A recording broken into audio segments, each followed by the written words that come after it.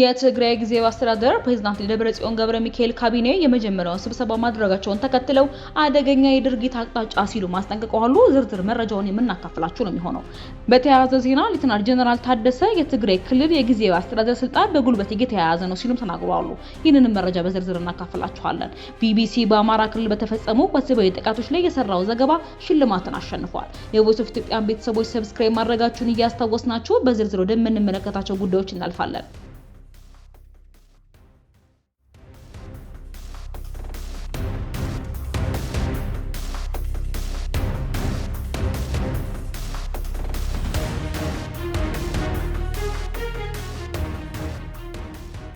ቢቢሲ በአማራ ክልል እየተካሄደ ባለው ጦርነት የተፈጸሙ ወሲባዊ ጥቃቶችን በሚመለከት በሰራው ጥልቅ የምርመራ ዘገባ የአምነስቲ ኢንተርናሽናል ዩኬ መገናኛ ብዙሃን ሽልማት ወይንም የሚዲያ አዋርድን አሸነፈ።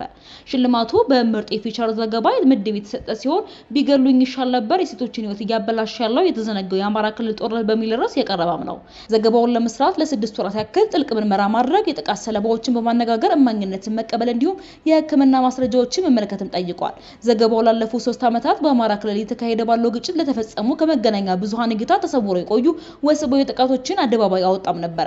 ቢቢሲ ለዘገባው ያነጋገራቸው ተመራማሪዎች እንዲሁም የሕክምና ባለሙያዎች ለደህንነት ስጋት ባለባቸውና ወደ አካባቢው ጋዜጠኞች መግባት በማይችሉባቸው የክልሉ አካባቢዎች እያንዣበበ ያለውን የማህበረሰብ ጤና ቀውስ በመጥቀስ አስጠንቅቀዋል።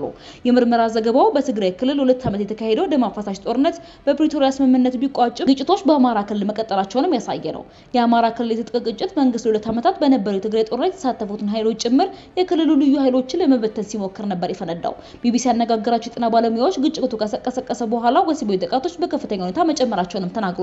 ከተጎጂዎች ውስጥ ከግማሽ በላይ የሚሆኑት በደረሰባቸው ጥቃት በአባላዘር በሽታ ሲያዙ፣ በርካቶች ደግሞ ለእርግዝናና ለከባድ የስነ ልቦና ቀውስ ተዳርገዋል።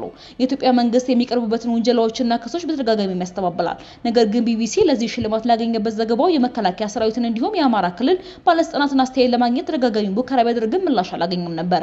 ምንም እንኳን መንግስት በአማራ ክልል በግጭቱ ምክንያት የወሲባዊ ጥቃት የደረሰባቸው ሴቶች ላይ ምርመራ ማድረጉንና ውጤቱንም ለህዝብ ይፋ እንደማያደርግም ቢገልጽም እስካሁን የተሰማም ነገር የለም። የአምነስቲ ኢንተርናሽናል ዩኬ ሚዲያ አዋርድ በሰብአዊ መብቶች ላይ የሚሰነዘሩ ዘገባዎችን በ11 ዘርፎች በማወዳደርም ይሸልማል። ቢቢሲ እንደ ሲኤንኤን፣ ዘ ጋርዲያን፣ ዘ ታይምስ ካሉ መገናኛ ብዙሃን በተመሳሳይ ዘርፍ ታጭቶ መሸነፍ ችሏል። ሌሎች ለሽልማት የታጩ ዘገባዎችም በኢትዮጵያ የተካሄዱ ባሉ ግጭቶች የደረሱ ወሲባዊ ጥቃቶች ላይ ያተኮሩ ሲሆኑ ዘገባዎቹ የተጠያቂነት አለመኖርና የፍትህ መስፈን አሳሳቢነትን የሚያጎሉ ናቸው። የሽልማት ስነ ስርዓቱ ረቡዕ ዕለት ለንደን በሚገኘው በብሪታንያ የፊልም ኢንስቲትዩት የተካሄደ ሲሆን የሰብአዊ መብት ጥሰቶችን ያጋለጡ ዘገባዎች የቀረቡበትና ጋዜጠኞች የተገኙበትም ነበር። የትግራይ ጊዜያዊ አስተዳደር ፕሬዝዳንት ደብረጽዮን ገብረ ሚካኤል ካቢኔ የመጀመሪያውን ስብሰባ ማድረጉን ተከትሎ አደገኛ ድርጊት ሲሉም ተናገሩ። ሌተናል ጀነራል ታደሰ ወረደ ባወጡት መግለጫ ለውይይትና ለጋራ መግባባት በተደጋጋሚ የቀረቡ ጥሪዎችን ችላ መባላቸውን ጠቁመው የስህተት ስሌቶች ሲሉ የገለጿቸው ድርጊቶች ሰፋ ያለ ቀውስ ሊያስከትሉ እንደሚችሉ ማስጠንቀቀዋል። መግለጫው እንደሚያመለክተው ከሆነ በስህተት ስሌት ላይ የተመሰረተው ይህ አደገኛ የድርጊት አቅጣጫ ወደ ከፋ ቀውስ የሚያመራ ሲሆን የችግሩን ስፋት በመረዳት በምክክርና በጋራ መግባባት ላይ ለመሳተፍ በተደጋጋሚ ጥሪ መደረጋቸውን አክሎ ገልጿል። ይሁን እንጂ በቅርቡ ተመርጫለሁ ብሎ ያወጀው አካል እነዚህን ጥሪዎችን ችላ ብሏል። ጀነራሉ ግለሰቦቹ በከፍተኛ ወታደራዊ ጥበቃ ስር ሆነው በትግራይ ጊዜያዊ አስተዳደር የካቢኔ አዳራሽ ውስጥ የካቢኔ ስብሰባ ማድረግ ጀምረናል የሚል ምስል ማስረጃ ለቀዋል ብለዋል። ከዚህ ህገወጥ እንቅስቃሴ በኋላ በትግራይ ህዝብ ላይ ለሚደርሰው ማንኛውም አይነት አጠቃላይ ጥፋትና አደጋ ተጠያቂነቱ የአስተዳደሩን ስልጣን በኃይል ለመያዝ እየሞከረ ባለው አካል ላይ ነው ሲሉ ተናግረዋል። የፕሬዝዳንቱ አስተያየት የተሰማው ከጦርነቱ በፊት የነበረው የትግራይ ክልል ምክር ቤት በድጋሚ መቋቋሙን ተከትሎ ሲሆን ይህም በክልሉ የፖለቲካ ኃይሎችና ተቋማት መካከል ከፍተኛ መከፋፈልን ፈጥሯል። ባለፈው አርብ በምክር ቤቱ የትግራይ ክልል ፕሬዝዳንት ተደርገው የመረጡት ዶክተር ደብረጽዮን ገብረ ሚካኤል በዛሬው ዕለት በመቀሌ በድጋሚ የተቋቋመው የክልል አስተዳደር የመጀመሪያውን የካቢኔ ስብሰባ መምራታቸውን ተገልጿል። አስተዳደሩ ባወጣው መግለጫ ስብሰባው የተካሄደው የክልሉ ካቢኔ ስብሰባዎቹ በሚያካሄድበትና በመቀሌ ከተማ በሚገኘው የፕሬዝዳንት ጽሕፈት ቤት ደጀን አዳራሽ ውስጥም ነው።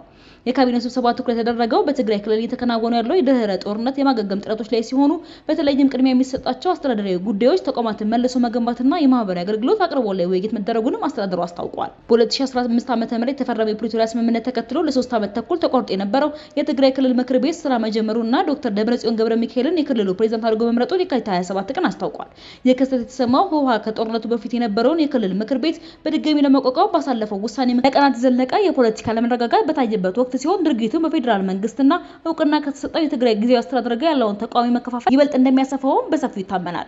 የክልሉ ጊዜያዊ አስተዳደር ዘገባ እስከተጠናከረበት ሰዓት ድረስ ሌተናል ጀነራል ታደሰ በሰጡት መግለጫ ላይ ይፋዊ ዝርዝር ምላሽ አልሰጠም። በተያያዘ ዜና ማክሰኞ ላይ በተደረገው የትግራይ ክልል የቀድሞ ምክር ቤት የተመረጡ ዶክተር ደብረጽዮን ገብረ ሚካኤል የሚመራው ካቢኔ ስብሰባ ማድረጉ መጀመሩን ተከትሎ ሌተናል ጀነራል ታደሰ ወረደ የጊዜያዊ አስተዳደሩ ስልጣን በጉልበት እየተያዘ መሆኑንም ገልጸዋል። ትግራይ ክልል ከ6 ዓመት በፊት በተናጠል ባደረገው አወዛጋቢ ምርጫ የተቋቋመው ምክር ቤት በዚህ ሳምንት የክልሉ ፕሬዝዳንት አድርጎ የሾማቸው ዶክተር ደብረጽዮንን የመጀመሪያ ካቢኔ ስብሰባቸውን ዛሬ አርብ አካሂደዋል። ምክር ቤቱ ወደ ስራ እንዲመለስ ያደረገው ህዝባዊ ወያኔ ሓርነት ትግራይ ወይንም ህወሓት ዛሬ በወጣው መረጃ የትግራይ መንግስት ካቢኔ የመጀመሪያ ስብሰባው ማካሄዱን አስታውቀዋል። ምክር ቤቱ ማክሰኞ ዕለት ስብሰባው ዶክተር ደብረጽዮን ስራ አስፈጻሚ ምክር ቤት ላይ አስፈላጊው ማስተካከያ በማድረግ ስራቸውን እንዲያከናውኑ ውሳኔ ማስተላለፉን አስታውቀዋል። በጸደቀው የውሳኔ ሀሳብ መሰረት የተሾሙ ፕሬዝዳንት ይህንን የማይደረጉት ስራ አስፈጻሚው ምክር ቤት ላይ አስፈላጊው ማስተካከያ በማድረግ ስራቸውን እየሰሩ እንዲቆዩ እስከ ቀጣዩ ምክር ቤት ጉባኤ ድረስ መሆኑንም ገልጸዋል። በህወሓት የፌስቡክ ገጽ ላይ የተጋሩ ምስሎች እንደሚያሳዩት በዚህ ስብሰባ ላይ የተገኙት የጊዜያዊ አስተዳደሩ ምክትል ፕሬዝዳንት የሆኑት አቶ አማኑኤል አሰፋን ጨምሮ በሌተናል ጀነራል ታደሰ ካቢኔ አባላት ላይ የሆኑ ባለስልጣናትም ተሳትፈዋል። ዶክተር ደብረጽዮን በምክር ቤቱ በፕሬዝዳንት የተሾሙ በፕሪቶሪያ ስምምነት መሰረት የተቋቋመውን ጊዜያዊ አስተዳደር የሚመሩት ሌተናል ጀነራል ታደሰ ወረደ በስልጣን ላይ ባሉበት ወቅት ነው። ፌዴራል መንግስት የሁለት ዓመቱን ጦርነት ያስቆመው የግጭት ማቆም ስምምነት አፍርሷል በማለት የሚከሰው ህወሓት በዚህ የተነሳ ጊዜያዊ አስተዳደሩንም መፍረሱን ተናግሯል። የካቢኔ ስብሰባ መጀመሩ የዛሬውን ቀን የቀጣይ አደገኛ መንገድ የተጀመረበት ዕለት እንደሚያደርገው በመግለጽ ማሳስበዋል።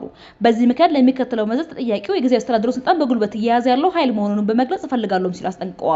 የጊዜያዊ አስተዳደሩ ፕሬዝዳንት ባለፈው ሳምንት ሪዮት በተባለው የበይነ መረብ መገናኛ ብዙሃን ላይ ቃለ መጠይቅ በሰጡበት ወቅት ፌዴራል መንግስት ጣልቃ እንዲገባ እንደሚችል ተናግረውም ነበረ።